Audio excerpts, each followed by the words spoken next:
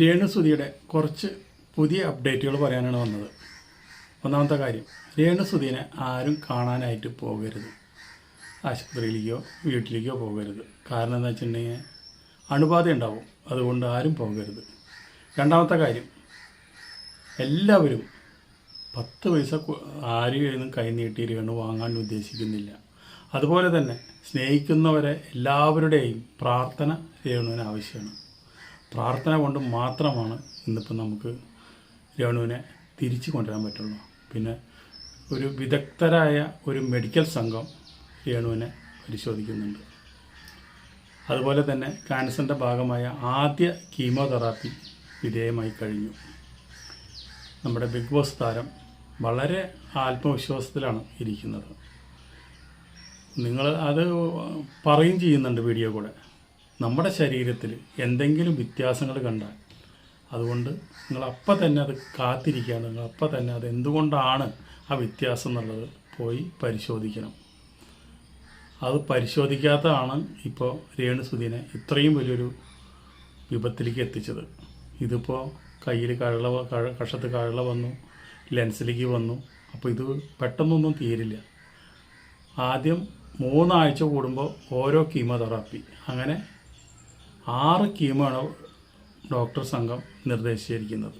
അത് കഴിഞ്ഞിട്ട് സർജറി ഉണ്ട്. അപ്പോൾ ഒരു ഭാരിച്ച പൈസയുടെ ചിലവുള്ളതാണ്. എന്നിട്ട് പോലും രേണു പറയണത് എന്താണ്, നിങ്ങളാരും എന്നെ സഹായിക്കരുത്, എനിക്ക് വേണ്ടി പ്രാർത്ഥിക്കാൻ മാത്രം ചെയ്യണം. പക്ഷേ ഏറ്റവും സങ്കടകരമായുള്ളൊരു ഭാഗം നമുക്ക് മനസ്സിലായത് എന്താണെന്ന് വെച്ചിട്ടുണ്ടെങ്കിൽ, ഋതപ്പൻ, ആ ചെറിയ കുട്ടിയുടെ കാര്യമാണ് നമ്മൾ രേണു എടുത്തു പറയുന്നത്. എന്താണെന്ന് വെച്ചിട്ടുണ്ടെങ്കിൽ, ഇനിയിപ്പോൾ ഞാനാണ് ഇല്ലാണ്ടായി, എൻ്റെ മകനെ ഞാൻ എന്ത് ചെയ്യും? മകൻ എങ്ങനെ ഞാനില്ലാണ്ട് ജീവിക്കും എന്നാണ് ചോദിക്കുന്നത്. ബിഗ് ബോസിൽ പോയിട്ടും മകനെ കാണണം, എൻ്റെ മകനെ കാണണം, എൻ്റെ മകനെ സ്വപ്നം കാണുക. എന്നെ ടി വിയിൽ കാണുമ്പോൾ എൻ്റെ മകൻ വിചാരിക്കും ഞാൻ മരിച്ചു പോയിട്ടാണ് എന്നെ ടി വിയിൽ കാണിക്കുന്നതെന്ന്. കാരണം എന്താണെന്ന് വെച്ചിട്ടുണ്ടെങ്കിൽ, ശ്രുതി മരിച്ചപ്പോൾ അന്ന് ടി വിയിൽ കണ്ടപ്പോൾ ഈ കുട്ടിയുടെ മനസ്സിലെന്താ വെച്ചിട്ടുണ്ടെങ്കിൽ അച്ഛൻ മരിച്ചു എന്ന് പറഞ്ഞല്ലോ. അതേപോലെ തന്നെ ബിഗ് ബോസിൽ അമ്മേനെ കാണുമ്പോൾ ഈ കുട്ടി മരിച്ചു എന്ന് വിചാരിച്ച് എൻ്റെ ഋതപ്പൻ വിഷമിക്കും, വേദനിക്കും. അതുകൊണ്ട് എനിക്ക് എത്രയും പെട്ടെന്ന് എൻ്റെ മകൻ്റെ അടുത്ത് പോകണം, എൻ്റെ മകനെ വിട്ട് എനിക്ക് ജീവിക്കാൻ പറ്റില്ല എന്ന് പറഞ്ഞുള്ള ഒരു നല്ലൊരു അമ്മയാണ്. അപ്പോൾ ആലോചിക്കുമ്പോൾ ഒരുപാട് ദുഃഖങ്ങളും വിഷമങ്ങളൊക്കെ ഉണ്ട്. പക്ഷെ സങ്കടം അതൊന്നല്ല. ഇത്രയൊക്കെ രോഗങ്ങളുണ്ടായി. ഇതുപോലെ നമ്മുടെ കോട്ടയം മെഡിക്കൽ കോളേജിലാണ് മൂപ്പരെ ചികിത്സ മുഴുവൻ നടക്കുന്നത്.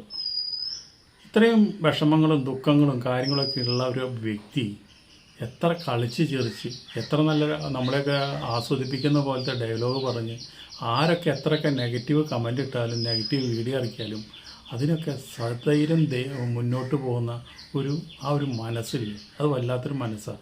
അതെല്ലാ സ്ത്രീകൾക്കും ഉണ്ടാവില്ല, എല്ലാ പുരുഷന്മാർക്കും ഉണ്ടാവില്ല. എനിക്ക് പോലും ഇല്ല. ജലദോഷം വന്നു കഴിഞ്ഞാൽ മെഡിക്കൽ കോളേജിൽ പോയിട്ടുള്ള നമ്മുടെ മെഡിക്കൽ സ്റ്റോറിൽ പോയിട്ടുള്ള മൂളിക മുഴുവൻ മേടിച്ച് തിന്നും. അവർ ഒരു നേരം കഴിച്ചാൽ മതി എന്ന് പറയുമ്പോൾ നമ്മൾ 2 എണ്ണം വെച്ചിട്ട് 3 നേരം കഴിക്കും. അപ്പോൾ അതാണ് നമ്മുടെയൊക്കെ സഹിക്കാനുള്ള വിഷമമാണ്, അത് ബുദ്ധിമുട്ടാണ്. അപ്പോൾ അതില്ല എന്ന് വെച്ചിട്ടുണ്ടെങ്കിൽ ജനങ്ങൾക്ക് ഉത്തേജനമായ രീതിയിലാണ് രേണുസുതി നമ്മളോട് പെരുമാറിയിട്ടുള്ളതും വീഡിയോകൾ ഇട്ടതും. പക്ഷേ ഇപ്പോഴും കഷ്ടസ്ഥിതി എന്താ വെച്ചാൽ ഇപ്പോഴും ചില പെണ്ണുങ്ങൾ, ആണുങ്ങളല്ല, ചില പെണ്ണുങ്ങൾ വളരെ ക്രൂരമായി രേണുവിനെ ഇപ്പോഴും ക്രൂശിച്ചുകൊണ്ടിരിക്കുക. നിനക്കതന്നെ വരണം, നീ എന്താണ് കുന്തളിപ്പ്, നീ എന്തൊക്കെയാണ് ചെയ്തോടുന്നത്, നിനക്ക് ഇത്രയും ആകാശത്തോടെയല്ല നീ പറന്നോടുന്നത്, ഇപ്പം നേരെ നീ ചോട്ടിലേക്ക് വന്നില്ലേ, ദൈവം കൊടുത്ത വിധിയാണ് എന്നൊക്കെ പറഞ്ഞുകൊണ്ട് ചില പെണ്ണുങ്ങൾ. ഈ പെണ്ണുങ്ങളെ ഇനി ശത്രു എന്ന് പറഞ്ഞത് സത്യമാണ്. ഈ പെണ്ണുങ്ങൾക്ക് ശരിക്കും പറഞ്ഞാൽ ഇങ്ങനെയുള്ള കാര്യങ്ങൾക്കൊക്കെ അവർക്ക് കുറച്ച് സഹതാപം കൂടുതലുള്ള ആൾക്കാരായ പെണ്ണുങ്ങൾ. പക്ഷേ ഈ ഒരു രേണുവിൻ്റെ കാര്യത്തിൽ ഇവർക്ക് ഇപ്പോൾ ഈ രോഗം വന്നിട്ട് പോലും ഒരു സഹതാപം കാണുന്നില്ല. അത് വളരെ മോശം പ്രവണതയാണെന്ന് ഞാൻ പറയും. നിങ്ങൾക്ക് ആ കുട്ടിക്കൊന്ന് സഹായിക്കും വേണ്ട, ഇങ്ങനെ സോഷ്യൽ മീഡിയയിൽ ഇങ്ങനെയുള്ള വീഡിയോകളെങ്കിലും ഇടാണ്ടിരിക്കാമല്ലോ. നിങ്ങൾ പ്രാർത്ഥിക്കും വേണ്ട. ഇങ്ങനെ ഒരു രോഗമായിട്ടിരിക്കുന്ന ഒരാൾക്ക് ഇങ്ങനെയുള്ള വീഡിയോകളൊക്കെ കാണുമ്പോൾ എത്ര ബുദ്ധിമുട്ടും വിഷമമുണ്ടെന്നറിയാം. അപ്പോൾ അതെങ്കിലും നിങ്ങൾക്ക് ആ കുട്ടിക്ക് ഒഴിവാക്കാൻ ഇങ്ങനെയുള്ള കാര്യങ്ങളെങ്കിലും നിങ്ങൾ ഈ സോഷ്യൽ മീഡിയയിൽ പറയാണ്ടിരിക്കുക. വേറെ ആൾക്കാർ കാണുന്നതല്ലേ. അപ്പോൾ അതുകൊണ്ട് നിങ്ങൾ ആ കുട്ടിക്കൊരു വിഷമം ഉണ്ടാവും എന്ന് വിചാരിച്ചുകൊണ്ട് നിങ്ങൾ അതിൽ നിന്നൊക്കെ പിന്മാറുക. അതാണ് വേണ്ടത്. അപ്പോൾ ഇത്രയും കാര്യങ്ങളാണ് നമുക്ക് പറയാനുള്ളത്. ഇത് പുതിയ ലേറ്റസ്റ്റ് വിശേഷങ്ങളാണ്.